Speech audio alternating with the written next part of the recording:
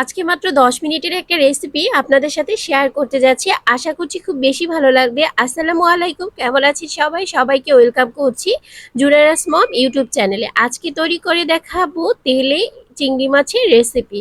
সরিষার তেল দিয়ে আজকে চিংড়ি মাছের একটা মজাদার রেসিপি শেয়ার করছি। আশা করছি খুব বেশি ভালো লাগবে। আর ভালো লাগলে অবশ্যই লাইক শেয়ার কমেন্ট করতে ভুলবেন না।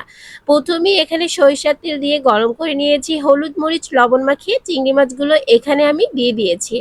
এখন চিংড়ি মাছগুলোকে হালকা লাল করে ভেজে নিতে হবে। অনেক বেশি লাল করা যাবে না, মানে পুড়ে ফেলা যাবে না, তাহলে যেমন চিংড়ি মাছের সুন্দর একটা ফ্লেভার থাকে সেটা কিন্তু একদমই নষ্ট হয়ে যাবে।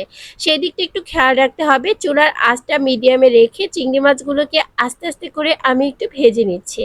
আর 2-3 মিনিট পর দেখবেন সুন্দর একটা কালার চলে এসেছে। তখন কিন্তু চিংড়ি মাছগুলোকে এখন আমি একটু উল্টে দিচ্ছি।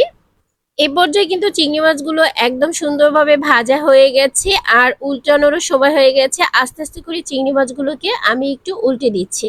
আর চিংড়ি মাছ রান্নার সময় কিন্তু চিংড়ি মাছগুলোকে যখন অনেক বেশি ভেজে ফেলবেন, এর সুন্দর যে একটা ফ্লেভার সেটা কিন্তু একদমই নষ্ট হয়ে যায় আর খেতেও তখন ভালো লাগে না। এই যে চিংড়ি মাছ থেকে সুন্দর একটা তেল বের হয়েছে আর সুন্দর ফ্লেভার আছে, এটা কিন্তু পোড়া পোড়া একটা গন্ধ চলে আসে, তখন ভালো লাগে না। তো চিংড়ি মাছ রান্নার সময় এই দিকটা একটু খেয়াল রাখবেন।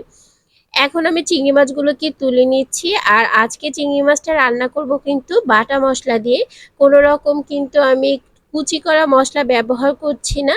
আর শুধু পেঁয়াজটা দিচ্ছি বাটা মশলার ভিতরে, আর কোনো মশলা আমি এখানে ব্যবহার করছি না। তারপরও কিন্তু এর স্বাদটা অসাধারণ হয়ে থাকে। এখানে আমি 2 টেবিল চামচের মতো পেঁয়াজ বাটা দিয়ে দিচ্ছি। আর শুধু পেঁয়াজ বাটা দিয়ে রান্নাটা করা হবে, তারপরও এর টেস্ট হবে দুর্দান্ত। যারা অনেক বেশি মশলা খেতে পছন্দ করেন না, তারা কিন্তু এই রেসিপিটা অবশ্যই ট্রাই করতে পারেন। হাফ চামচ হলুদের গুঁড়া, 1 চামচ লাল মরিচের গুঁড়া, 1 চামচ লবণ দিয়ে দিচ্ছি। এখন ভালো করে মশলাটাকে কষিয়ে নিচ্ছে। আজকে রান্নার ক্ষেত্রে কিন্তু এই মশলাই আমি শুধু ব্যবহার করছি, আর কোনো রকম মশলা ব্যবহার করব না। তো অবশ্যই রেসিপিটা ট্রাই করবেন। যারা ব্যাচেলার আছেন বা যারা রান্নার কাজটাকে অনেক ঝামেলা মনে করেন, আজকের রেসিপিটি কিন্তু তাদের জন্য। তারা অনেক ভালো লাগবে, কারণ খুব সহজে রান্নাটা করা যায় কিন্তু টেস্টটা হয় বেস্ট। এ পর্যায়ে আমি কয়েকটা কাঁচামরিচ দিয়ে দিচ্ছি ফ্লেভারের জন্য। আর চিংড়ি মাছগুলোকে ভেজে রেখেছিলাম দিয়ে দিচ্ছি মশলার ভিতরে দিয়ে এখন ভালোভাবে কষিয়ে নিচ্ছি।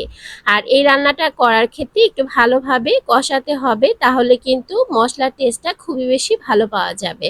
আর দেখতে পাচ্ছেন কালারটা কতটা সুন্দর হয়েছে। কষাতে কষাতে যখন মশলাটা শুকিয়ে আসবে, তখন এখানে আমি 1 কাপ গরম পানি ব্যবহার করছি। আর এখন সুন্দরভাবে নেড়েচেড়ে দিচ্ছি। যারা কিন্তু একটু ঝোল ঝোল খেতে পছন্দ করেন, তারা পানির পরিমাণটা একটু বেশি দিয়ে মাছটা একটু ঝোল ঝোল উঠিয়ে নেবেন।